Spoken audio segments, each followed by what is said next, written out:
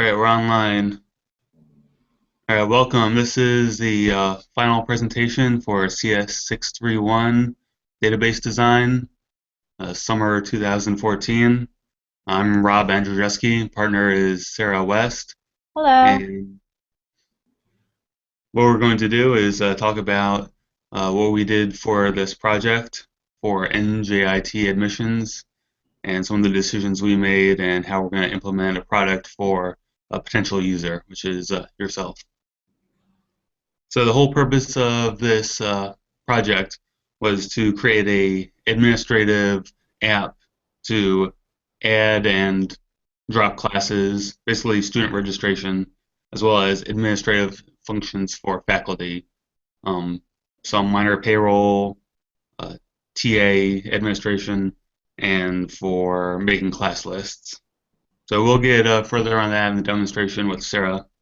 But right now we're going to jump into some of the design considerations we made on this.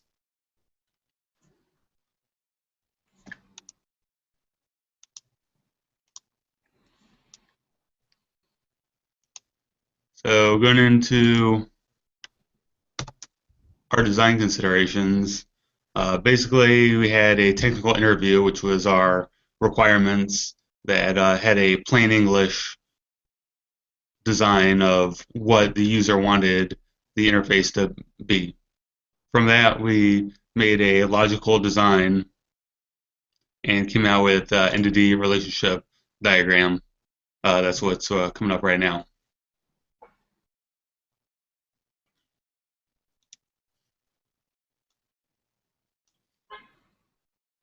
So blowing this up, we're seeing lots of entities and their attributes and how they relate to each other, as in the diamonds. Some of the considerations that we took were having specializations of staff members, being a faculty member and teaching assistants,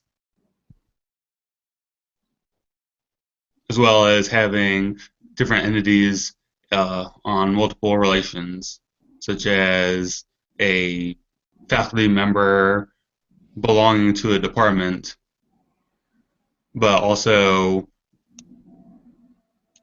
teaching a section.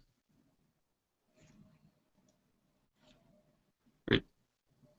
That said, for the layman who is not familiar with database speak, the dark lines represent total participation in an entity. Therefore, every teaching assistant must have a status. Additionally, we have one-to-one relationships, such as here, every teaching assistant must have exactly one status. Many-to-many relationships, as a faculty member, can be in many departments, and departments have many faculty members. Or we can have a one-to-many. One faculty member teaches many sections, right?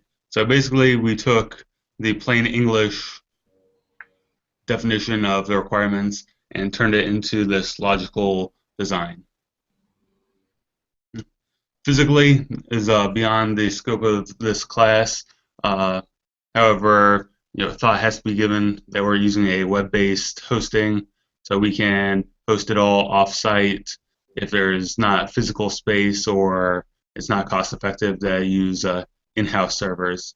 On the one hand, what we're using is pretty easy to administrate, and if we do have it in-house using existing framework, then it would be pretty easy for even student assistants to implement and maintain.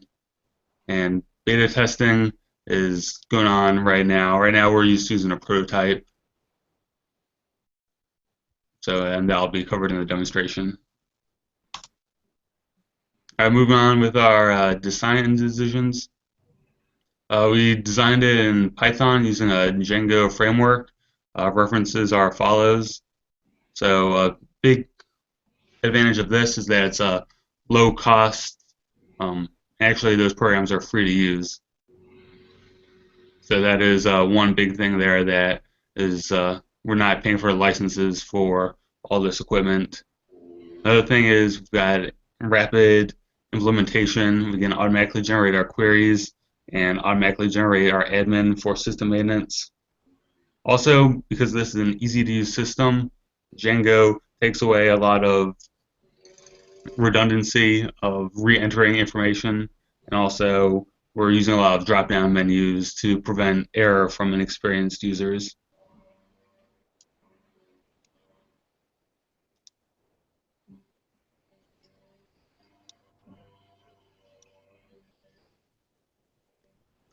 So that said, I'm going to hand it over to Sarah now, and she's going to give us a demonstration of what she has in her project.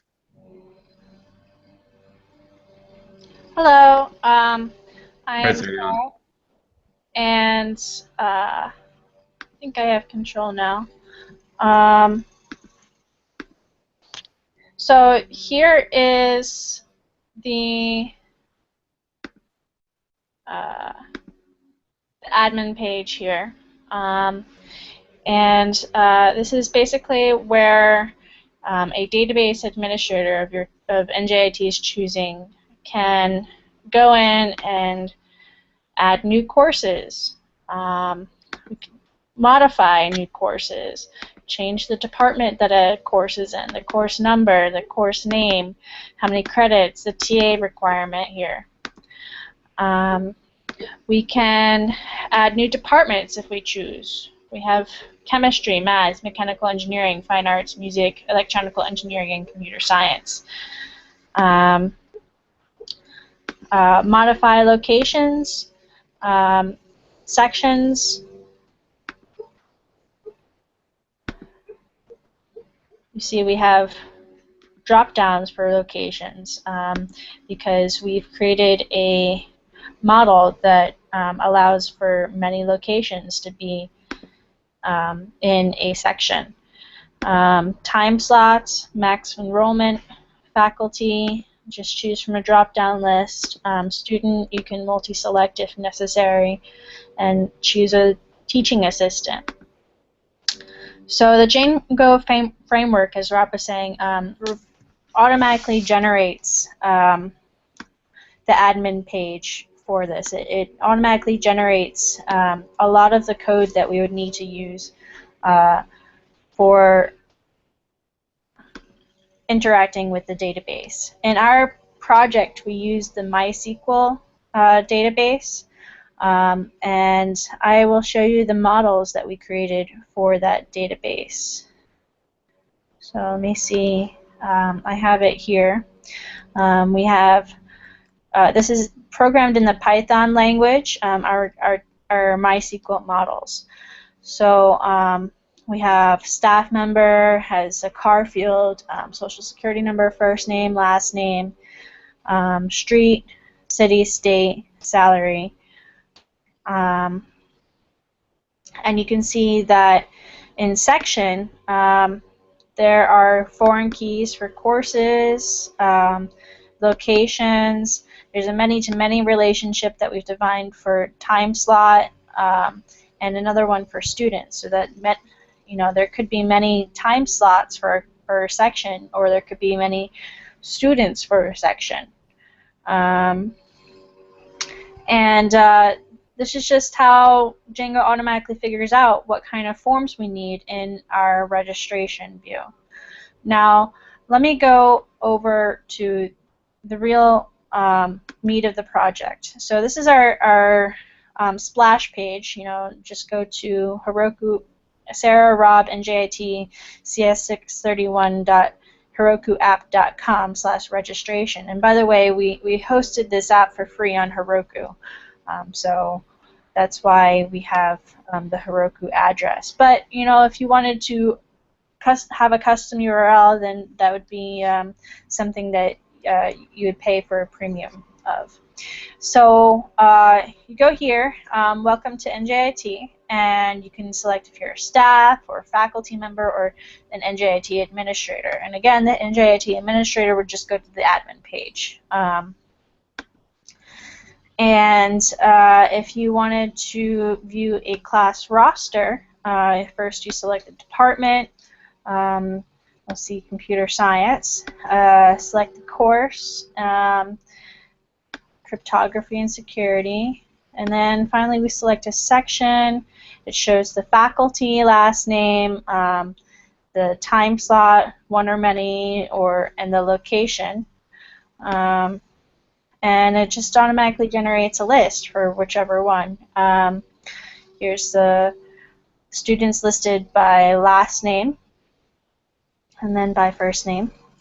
Their student IDs, which is actually, we've assigned them their social security number, their major, which is actually a foreign key of department, and the class or year of graduation. So we've used some JavaScript here to automate the queries, and you know, if you select another computer science thing, then the other two menus, another department, then the other two menus go away. So that's JavaScript working. Okay, so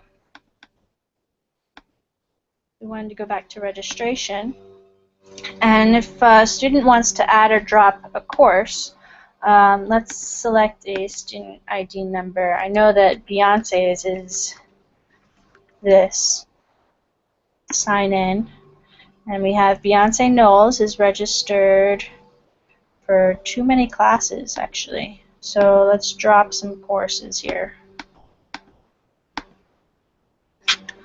And we can add a class. So let's add, Beyonce needs some math, doesn't she? How about some probability distributions? And then notice the add button just arrives. We add that class, and it automatically repopulates. Again, that's JavaScript, jQuery. So we can select another student.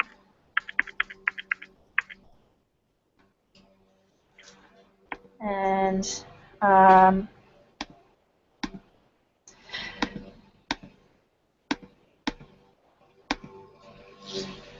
them.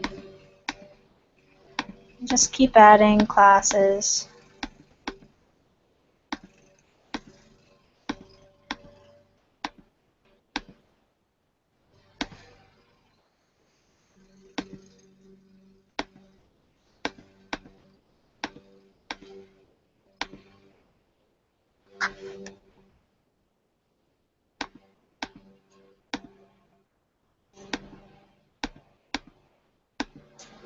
So I just wanted to show you there, this person currently has 6 classes, so it will not allow the user to register for another class, because right now we have it programmed into the system that the max that they can have is 6 classes.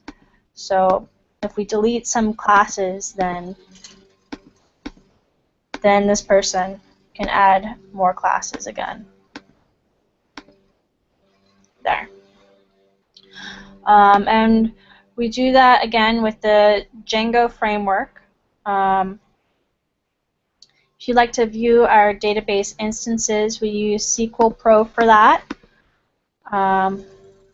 For Mac OS, it's basically just a GUI program that shows SQL databases. So here you can see our courses, our departments, our faculty, faculty member, and Django automatically puts the name of the app before any of the tables. So that's why it says registration course, registration department, faculty.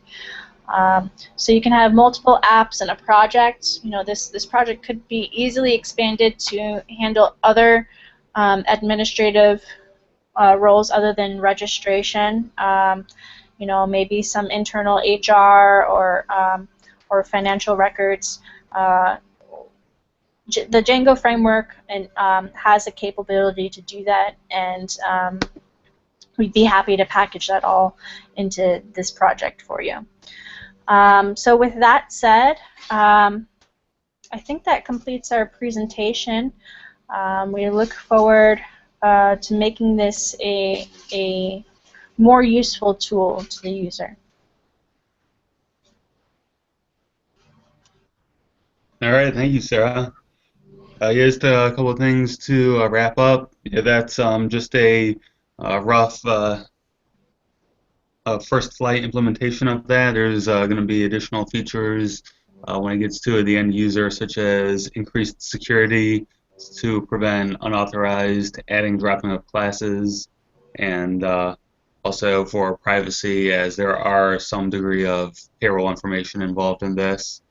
So all those will be in a final version, and we appreciate your time and attention for joining us. And once again, we appreciate you giving us the opportunity to show our presentation to you. All right, thank you.